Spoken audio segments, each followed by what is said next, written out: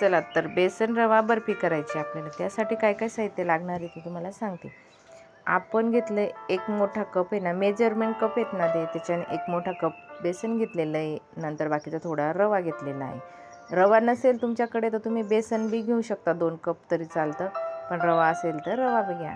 बारीक रवा घ्यायचा आहे, जाड रवा अजिबात घ्यायचा नाही तर बर्फीनं खूप चरचर होते.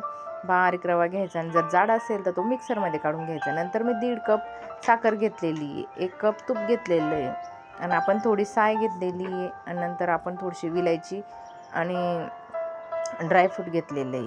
आता आपण आहे ना मस्त पीठ भाजून घेणार आहे. तर आपण बघा, तुम्हाला साखर दाखवते मी. 1.5 कप हा आपला 2 नंबरचा कप आहे आणि नंतर हा सगळ्यात छोटा कप आहे. अशी 1.5 कप साखर घेतलेली आहे. तुम्ही पण तुमच्या याच्याप्रमाणे अंदाजानुसार म्हणजे 1.5 कप घेऊ शकता साखर. जर आपलं 2 कप बी पीठ राहिलं डाळीचं तरी पण आपण 1.5 कप साखर घ्यायची, कारण की ते बरोबर होते तेवढं. तर मग आता म्हटलं चला एका साईडला आपण, पण मी पहिले पाक करायला घेणार होते पण धावपळ होऊन जाईल. म्हटलं पहिले आपण पीठ भाजून घेऊ व्यवस्थित, कारण की ते पीठ भाजायला ना खूप वेळ लागतो आणि दोघीकडे जर लक्ष दिलं ना मग एककडे जळतं एककडे काही होतं, असं चुकून बी करायचं नाही. पहिले एकच पूर्ण करून घ्यायचं नंतर करायचं म्हटलं. मग मी आता डाळीचं पीठ घेतलं भाजायला. आपण ते नुसतं भाजून घेणार आहे. आता हा रवा आहे ना थोडा, तो पण टाकून घेते. रवा नाही व्यास म्हणजे रवा असला किंवा नसला तरी चालतं, पण आहे तर टाकून घ्यायचा. मस्त बारीक रवा टाकायचा, असं पीठसारखं बारीक असतो ना 0 नंबरचा, तो टाकायचा. म्हणजे मग खूप छान होते बर्फी. तिला थोडंसं म्हणजे रवाळ बर्फी तयार होते. जर नुसतं डाळीच्या पिठाची बी करायची राहिली तरी चालतं, फक्त पीठ चांगलं भाजायचं. मी आता नुसतं भाजून घेतलेलं होतं थोडं 5 मिनटं. मग त्याला आता तूप टाकून घेते आणि तुपात भाजते, कारण की पहिले जर तुपात जर भाजायचं म्हटलं ना मग गोळे गोळे तयार होता, व्यवस्थित भाजलं जात नाही. त्यासाठी ना पहिले पीठच भाजून घ्यायचं आहे. कोरडं मस्त भाजलं गेलं, फक्त त्याला लागू द्यायचं नाही. आणि मस्त त्याला कोरडं भाजल्यानंतर आता आपण त्याच्यामध्ये कपभर तूप टाकलं. 5-10 मिनटं भाजून घ्यायचं तसं, थोडंसं असं कलर चेंज होईपर्यंत.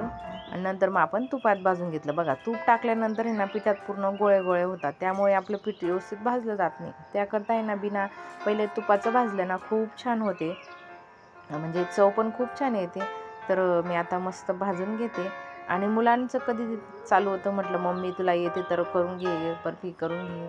तर मला जी वस्तू येते ना, काही पण पदार्थ वगैरे, तर ते मला पहिले मी केलेलं असतं, छान आलेलं असतं ना तरच तुम्हाला दाखवते. तर बघा आता मस्त तूप सुटायला लागले ना, तोपर्यंत आपण भाजायचं. आणि कढई आहे ना थोडी जाड बुंदाची घ्यायची, म्हणजे ते अजिबात लागत नाही खाली. आणि आपण हे ना ते ना हलवतच राहावं लागतं, कारण की ते लागलं तर थोडं वेगळंच हे, पण काही एवढं लागत नाही. ते तुपात खूप छान होते. नंतर म्हटलं चला आता होण्यामध्ये आलं तिकडे पाक करून घेऊ. आपण हे छोटा 1 कप आहे ना ते तेवढं पाणी टाकून घेऊ आणि नंतर मग ही साखर टाकून घेतली. आता चांगलं मिक्स करून घेते आणि त्याला आहे ना कमी गॅसवरतीच ठेवायचं आहे, तर हळूहळू होत राहील. आपलं पीठ पण तिकडे भाजलं गेलेलं आहे आता. आणि मस्त इकडे आपला साखरचा पाक पण आपण आता करून घेणार आहे. गॅस पण इकडे कमी करून द्यायचा आहे, खूप मंद आचेवर. नंतर आपण भाजून घेतलं. आपण ही साय होती ना, साय टाकून घेतलेली आहे. तुमच्याकडे तर साय असेल तर साय टाका, म्हणजे दुधाची साय तर प्रत्येकाकडे असतेच. पण जर तुमच्याकडे मिल्क पावडर जर असेल ना तर मिल्क पावडरसुद्धा टाकू शकता, त्याच्याने सुद्धा खूप छान होते. पण मिल्क पावडर असते नसते, मग आपल्या घरात जे अवेलेबल आहे ना ते टाकून द्यायचे. तर म्हटलं चला, माझ्याकडे होती ना साय, आपल्या प्रत्येकाकडे दुधाची साय असतेच. मग तेवढ्या करता एक गोष्टी करता थोडं हे आणा ते आणा दुकानावरनं, मग ती बर्फी होणार नाही असं होऊन जातं.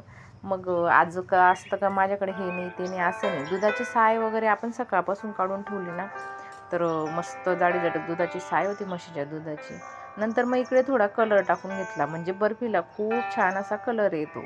आपल्याला जशी आपण रेडीमेड बर्फी आणतो ना तशा पद्धतीनेच करून घ्यायची ना, त्यासाठी ना मस्त कलर वगैरे राहिले ना. तर बघा पाक आहे ना आता आपल्या होण्यात आलेला आहे. मी पाण्यामध्ये टाकून बघितला, हे ताटलीमध्ये पाणी घेतलेलं, 1 थेंब टाकला, 1 थेंब टाकून बघितला तर अजिबात हे होत नाही आहे, जास्त असं पसरत नाही आहे, म्हणजे समजायचं आपलं पाक बरोबर झालेला आहे. नंतर ताटाला तेल लावून घेते.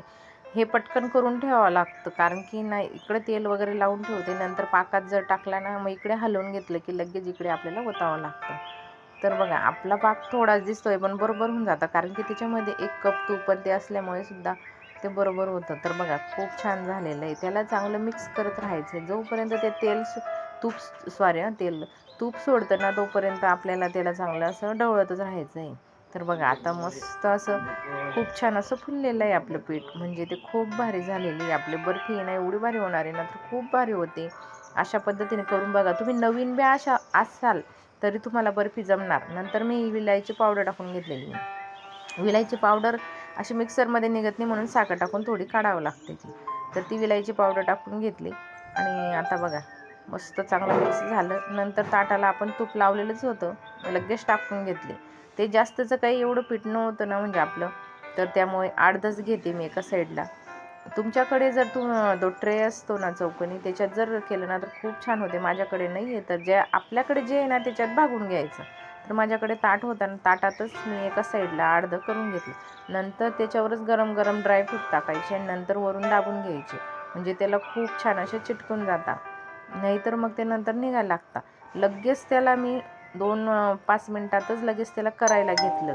म्हणजे त्याचे तुकडे करू म्हटलं आपण. त्यासाठी ना पहिले रेषा वगैरे पाडून घेते आणि मग ते जे ना जर एकदाची थंडी झाली ना, कडक झाली नंतर होत नाही. त्याकरता ना पटकन करावं लागतं. ती पुढची प्रोसेस आहे ना पटापट करावं लागते. तर बघा आता नंतर मी खूप त्याचे मस्त काप करण्यासाठी घेतलेले. खूप छान असे मस्त काप करून घ्यायचे छोटे छोटे. तर बघा लगेच कडक झालेली ती, करताना सुद्धा तुम्हाला दिसते ना निघते लगेच.